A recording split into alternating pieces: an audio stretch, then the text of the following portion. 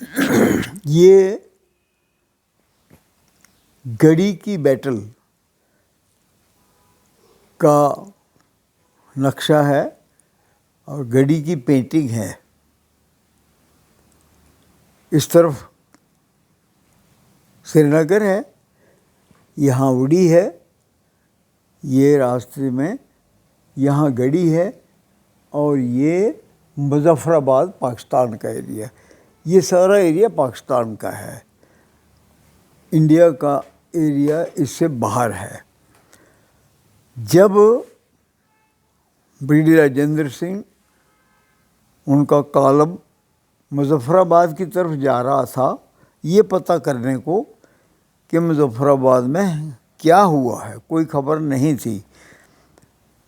تو جب وہ یہاں پہنچے گڑی کے اپوزٹ سری نگر مظفر آباد روڈ پر، تو انہوں نے سامنے سے گاڑیوں کی ایک قطار دیکھی آ رہی تھی. جیسے انہوں نے گاڑیاں دیکھی وہ سمجھ گئے کہ یہ بہت بڑا حملہ ہے. اتنی گاڑیاں، بعد میں پتہ لگا 300 گاڑی تھی، اس میں 6000 پاکستانی تھے. تو بریگیڈیئر صاحب نے یہیں پر وہ جو ایک کمپنی رگھو پرتاپ کی پیلس گارڈ کی تھی کیپٹن پریتی سنگھ کے نیچے، ان کو حکم دیا کہ آپ اسی جگہ پوزیشن لے لو اور ایک پلٹون سڑک پر لگا دو دریا تک، اور دوسری پلٹون پہاڑی کے اوپر یہاں تک. اور جیسے ہی دشمن کی گاڑی سامنے آئیں تو اتنا فائر کرو کہ گاڑیاں سڑک پر ہی کچھ تباہ ہو جائیں، روڈ بلاک ہو جائے، تاکہ ہمیں سمے ملے. کیونکہ پہلے تو ان کو پتہ کرنا تھا دشمن کتنا ہے، کہاں ہے، اور جب پتہ لگ جائے تو اس کو روکنا ہے جتنا سمے ملے. کیونکہ ہندوستان سے، انڈیا سے بات کر کے انڈین آرمی کو جموں میں، کشمیر میں لانا تھا.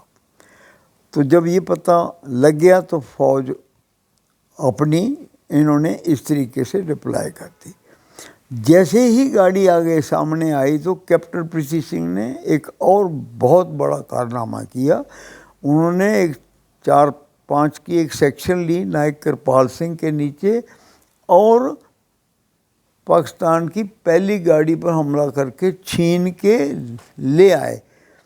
پر جب وہ یہاں پہنچی تو ان کو حکم تھا کہ پاکستان کی گاڑی جیسے سامنے آئے اتنا فائر کرو کہ گاڑیاں تباہ کر دو. انہوں نے وہی کیا، کیونکہ اس گاڑی پر پاکستان کی مارکنگ تھی. لیکن اندر بیٹھے تھے کیپٹن پریتی سنگھ، اور ان کے اپنے جوان، 4 جوان مارے گئے. پریتی سنگھ زخمی ہو گئے. پر انہوں نے کمال کیا، جلدی سے اپنا ہوش سنبھال کے بنیان سفید نکال کے اور وہ رائفل کے اوپر ہلائی، بتایا ہم اپنے ہیں، اس سے بچاؤ ہو گیا. اور نکلتے دفعہ انہوں نے گاڑی اس طریقے پہاڑ کے ساتھ لگائی، ماری کہ وہ روڈ بلاک ہو گیا.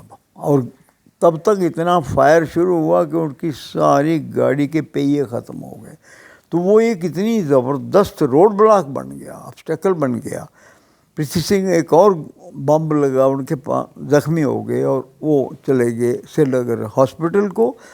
باقی لڑتے رہے یہاں، اور لڑائی کرتے کرتے یہ جو پلٹون تھی یہ پاکستانی نے آکوپائی کر لیا، راستہ بند ہو گیا، اور یہ ان کو بلاک کر دیا. ان کے پاس امونیشن تھوڑا تھا، اتنا نہیں سوچا تھا.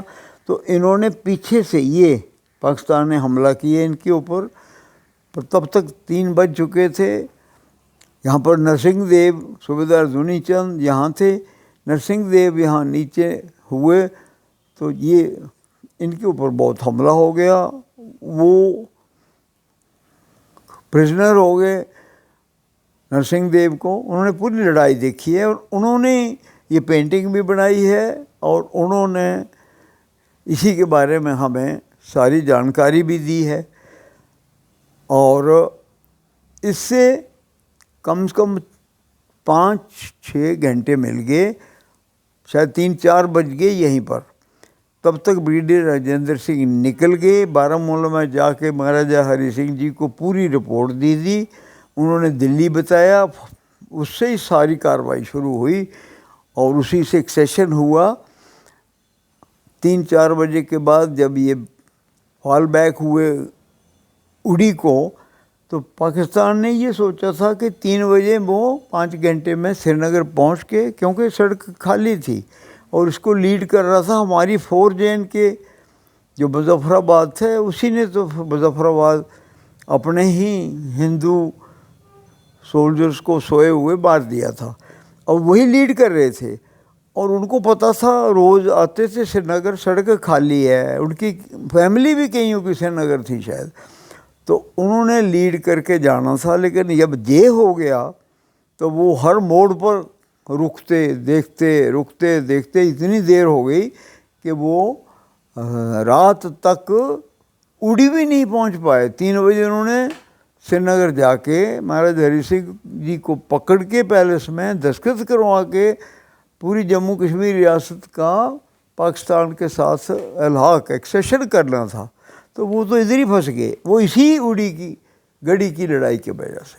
तो ये गढ़ी की लड़ाई की वजह से ही समय मिला हमें, नहीं तो हम उड़ी का पुल नहीं उड़ा सकते थे।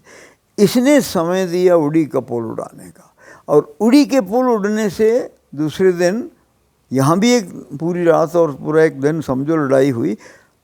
इससे 2 दिन और हम महुरा में 25 को और रामपुर में 26 को 2 दिन लड़ सके। बहुत नुकसान हुआ पाकिस्तान का, वो तो घबरा ही गए, उन्होंने उम्मीद छोड़ दी होगी शायद, पर लेकिन वो लूट मार की उम्मीद से वो चलते रहे। फिर उन्होंने देखा ये बहुत देर हो रही है, तो उन्होंने रामपुर के पीछे दाएं बाएं पहाड़ियों से निकल के सड़क के ऊपर पत्थर दरख्त रख के एम्बुश लगा के, वो छोटी सी टुकड़ी जो 40-50 के रह गए थे, वो एम्बुश करके बहुत नुकसान किया। उसमें ब्रिगेडियर साहब भी शहीद हो गए। मगर 2 बज गए सुबह के, 6 घंटे के बाद इंडियन आर्मी पहुंच गई और एयरपोर्ट इससे बच गया, जिससे इंडियन आर्मी ने आके पूरा कश्मीर, जितना जम्मू कश्मीर का बाकी इलाका बच गया। तो ये मैं समझता हूँ सारा कुछ इस गढ़ी की बैटल से हुआ, जिसकी बहुत कम जानकारी है, और ये एक वर्ल्ड क्लास बैटल है। सारा गढ़ी की बैटल से भी इम्पॉर्टेंस में ये कम नहीं है। इसे हमारे बीपी मेनन, जो जब ये लड़ाई हो रही थी तो दूसरे दिन वो आए थे 25 को, जब ये गढ़ी की लड़ाई के बाद उड़ी और रामपुरा से पहले इसमें महुरा में हो रही थी, तो बीपी मेनन मानिक शाह के साथ श्रीनगर थे और वो महाराजा साहब से मिले। इसी की वजह से वो आ सके, इसी की वजह से बात हुई, असली पोजीशन पता लगा। ये इतनी इम्पॉर्टेंट बैटल है।